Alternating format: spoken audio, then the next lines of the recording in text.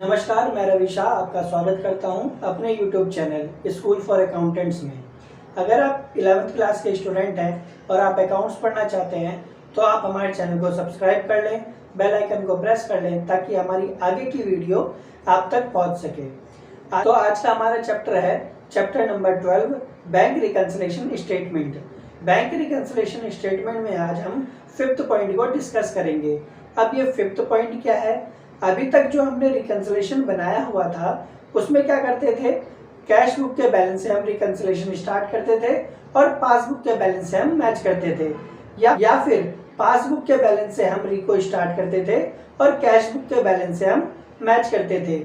लेकिन 5th point में क्या करेंगे हम कि रिकन्सिलेशन बनाने से पहले हम लोग एडजस्टेड कैश बुक तैयार करेंगे।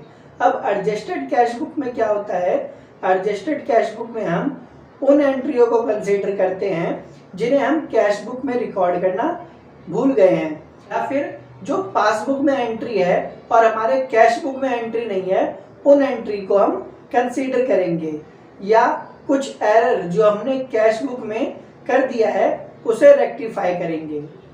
तो चलिए अब हम इसको एक एग्जाम्पल के थ्रू समझते हैं और इससे पहले हम फॉर्मेट तैयार कर लेते हैं। तो फॉर्मेट में हम सबसे पहले ऊपर लिखेंगे इन द बुक्स ऑफ, जिसकी भी बुक्स का हम रिकन्सिलेशन करेंगे यहां पे हम नाम लिखेंगे, फिर लिखेंगे हम adjusted cash book. Adjusted cash book हमने लिख दिया। अब यहां पे ब्रैकेट में आप लिख सकते हैं bank column only. Bank column हम इसलिए लिख रहे हैं क्योंकि कैश बुक में कैश ट्रांजैक्शन और बैंक ट्रांजैक्शन दोनों को नोट किया जाता है। यहाँ पे हम बैंक रिकन्सिलेशन बना रहे हैं तो कैश ट्रांजैक्शन को हम इग्नोर करेंगे, सिर्फ बैंक ट्रांजैक्शन को हम कंसीडर करेंगे। और इसका फॉर्मेट कैश बुक की तरह होता है, लेकिन इसमें हम सिंगल कॉलम बनाएंगे और वो भी बैंक का।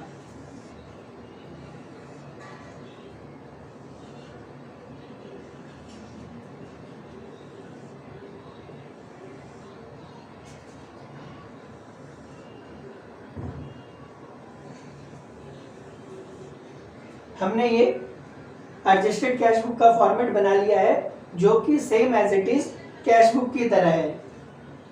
ये हमारा डेबिट साइड हो जाएगा। इसमें पहला होगा डेट का, दूसरा होगा पर्टिकुलर का, तीसरा एलएफ का, लेजर फोलियो जो कि रेफरेंस के लिए यूज होता है, चौथा होगा अमाउंट का जिसमें रुपीस का सिंबल हम लगा देंगे। अब ये हो गया 4 कॉलम हमारे डेबिट साइड के। अब सेम हम क्रेडिट साइड के लिए तैयार कर लेंगे। क्रेडिट साइड में क्या है, पहला आएगा हमारा डेट का, दूसरा पर्टिकुलर, तीसरा एलएफ और चौथा हमारा अमाउंट का।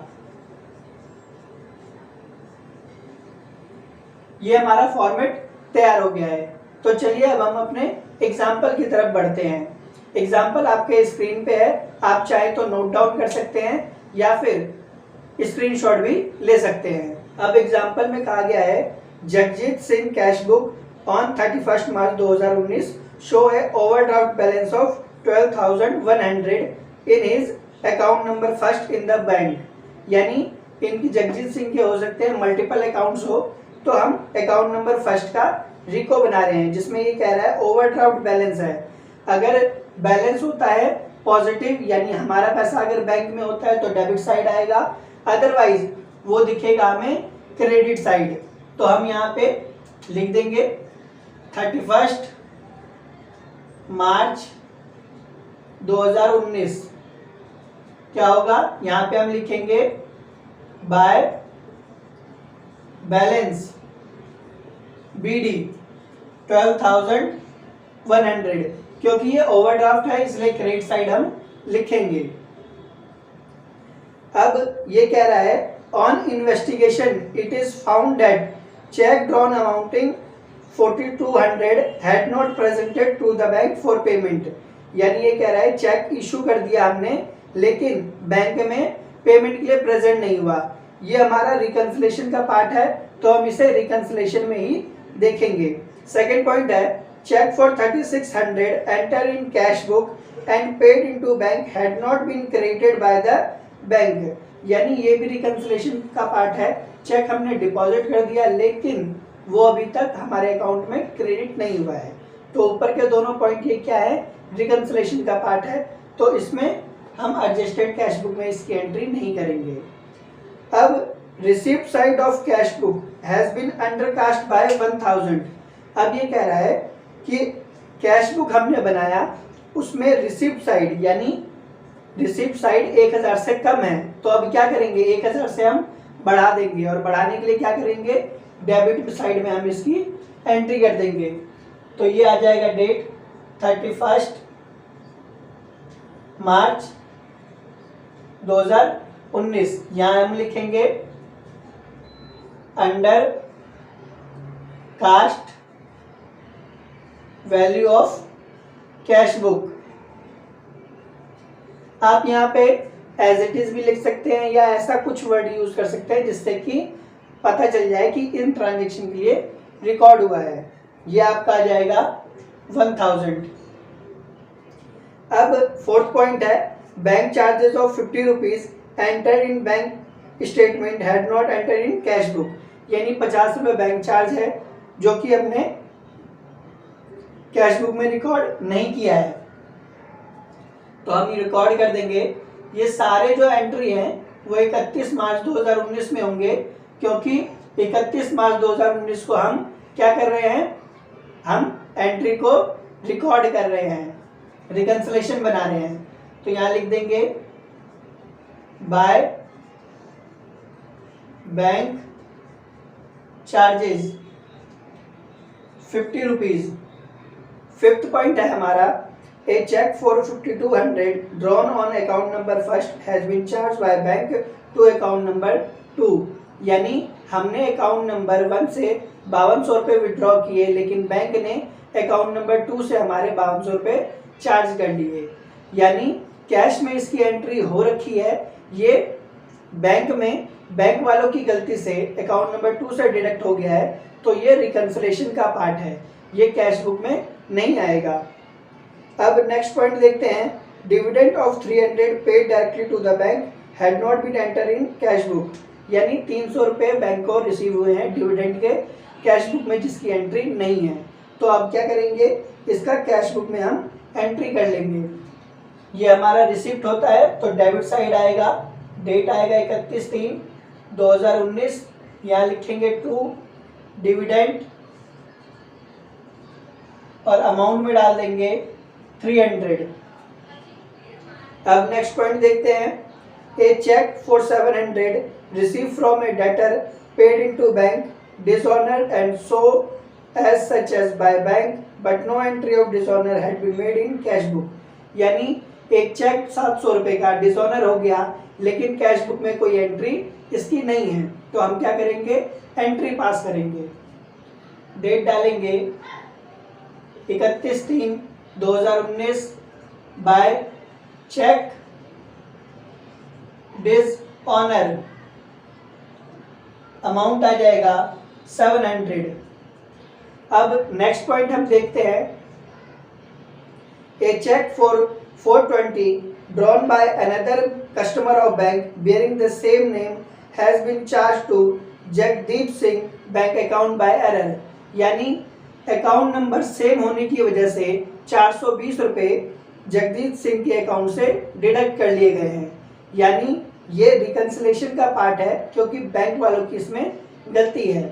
तो सारे पॉइंट अब कवर हो गए हैं। अब हम एडजस्टेड कैश बुक का टोटल कर लेंगे। टोटल करेंगे तो ये आता है ओवरड्राफ्ट बैलेंस से हमने स्टार्ट किया है और डेबिट साइड में 2 एंट्री है वो भी 1300 रुपये की। तो अब इससी बात है क्रेडिट साइड का हमारा बैलेंस ज़्यादा होगा।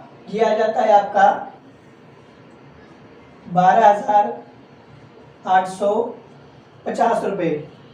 अब इस साइड भी कर देंगे ₹12,850। अब यहाँ पे निकाल लेंगे बैलेंस टू बैलेंस CD, ये आपका आ जाता है ₹11,550। अब ये ₹11,550 क्लोजिंग बैलेंस आ गया, यानी अब हम इस बैलेंस से हम अपना रिकन्सिलेशन स्टार्ट करेंगे। तो रिकन्सिलेशन का फॉर्मेट बना लेते हैं।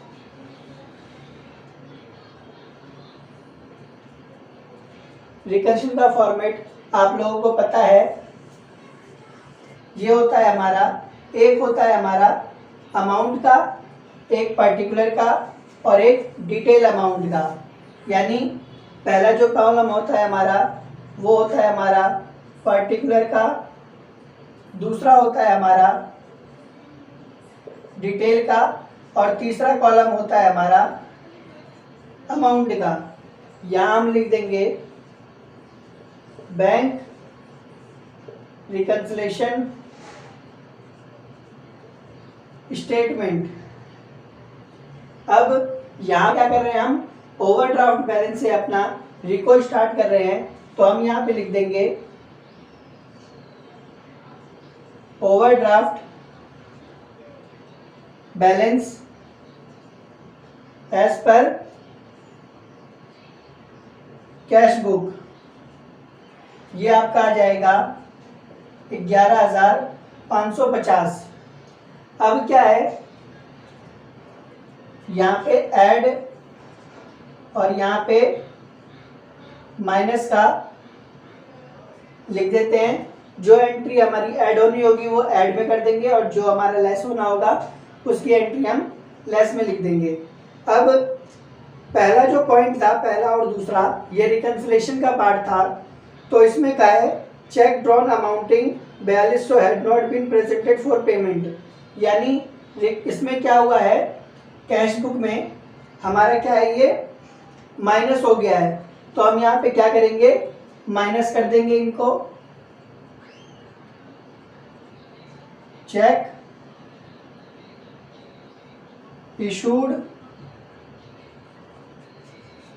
But not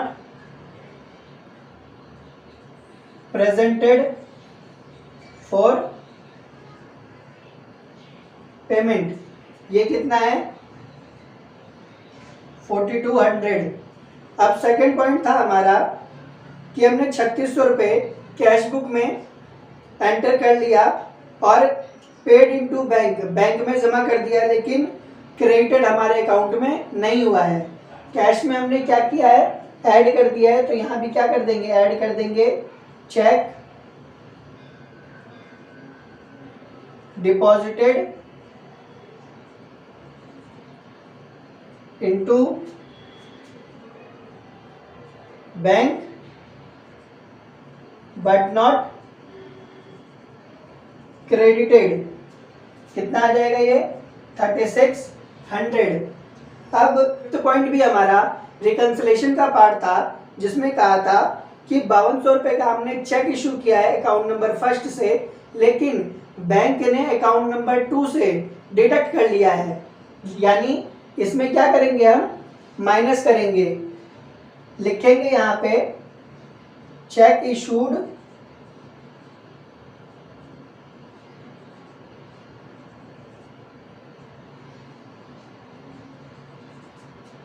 from account number first but debited from account number 2 by bank. यानी चेक इशू किया हमने अकाउंट नंबर फर्स्ट से, लेकिन बैंक ने गलती से क्या कर दिया, अकाउंट नंबर 2 से डिडक्ट कर लिया। तो कैश बुक में से माइनस किया है, तो रिकन्सिलेशन पे भी हम क्या करेंगे, माइनस 5200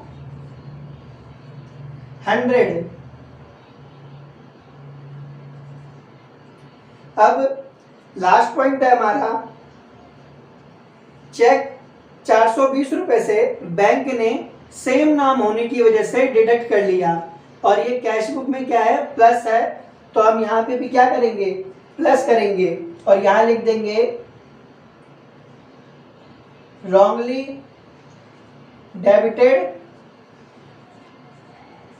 बाय बैंक। क्या आ जाएगा यहाँ पे 420। अब ऐड के भी 2 आइटम हो गए और लेस के भी 2 आइटम हो गए, तो ऐड वाले का टोटल कर लेते हैं। ये आएगा हमारा 4020 रुपये। अगर इनका टोटल करते हैं तो ये आपका आ जाता है 15,570। अब लेस वाले आइटम का हम टोटल कर लेते हैं, ये आपका आएगा 9400। अब इसी तरह अगर 15,000 में से 9400 घटाएंगे तो ये आपका आ जाएगा 6170। अब ये 6170 क्या होता है, ये हो गया हमारा overdraft balance as per passbook. हमारा रिकन्सिलेशन भी तैयार हो गया है। इस तरीके से हम चैप्टर नंबर 12 का 5th पॉइंट सॉल्व करेंगे, यानी जिसमें रिक्वायरमेंट होगी रिकन्सिलेशन से पहले एडजस्टेड कैश बैलेंस बनाने का। मैं आपको फिर रिपीट करता हूं, एडजस्टेड कैश बुक में वो एंट्रीज कवर होती है जो हम कैश बुक में करना भूल गए हैं या फिर कैश बुक में हमने कोई गलती करी है, उसे कंसीडर करते हैं। उसके बाद जो बैलेंस आता है उससे हम रिकन्सिलेशन अपना तैयार करते हैं। अगर मेरा एफर्ट और मेहनत आपको पसंद आया हो तो वीडियो को लाइक करें, ज़्यादा से ज़्यादा शेयर करें, और अगर आपको कोई प्रॉब्लम होती है क्वेश्चन सॉल्व करने में या कॉन्सेप्ट को समझने में, आप हमें फेसबुक और इंस्टा पे अपनी क्वेरी को भेज सकते हैं। मैं विद इन 24 आवर आपकी क्वेरी को सॉल्व करूंगा। Thank you for watching this video. मिलते हैं हम अपने नेक्स्ट वीडियो में।